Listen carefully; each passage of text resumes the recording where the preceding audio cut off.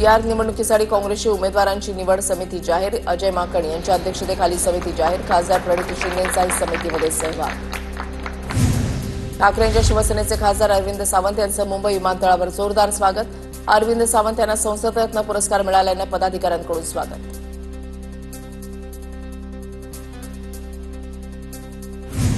$14,298 पुरुषांना लाडकी बहीण योजनेचा लाभ. 10 महिन्यांपर्यंत 21 कोटींचं वाटप. कागदपत्रांच्या छाननीमधून उघड.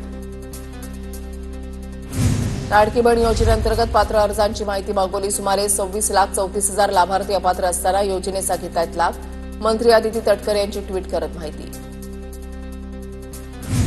दौंड तालुक्यामध्ये भारतीय जनता पक्षाला धक्का बसण्याची शक्यता. माजी शहराध्यक्ष स्वप्नील शहा भाजपमध्ये नाराज असल्याची चर्चा. स्वप्नील शहानी खासदार श्रीकांत शिंदेंची भेट घेतली. स्वप्नील शहा शिंदेंच्या शिवसेनेमध्ये जाण्याची शक्यता. खराब बोगस काम करणाऱ्या संस्थेला जिजाऊंचं नाव वापरण्याचा अधिकार नाही. शिवसेना उपनेते निलेश सांबरे यांना माजी खासदार कपिल पाटलांचा टोला. परळीमधील रास्ता रोको आंदोलनाप्रकरणी 50 ते 60 जणांवर गुन्हा दाखल. काल महादेव मुंडेंच्या पत्नीसह अनेक नागरिकांनी रास्ता रोको केलं होतं.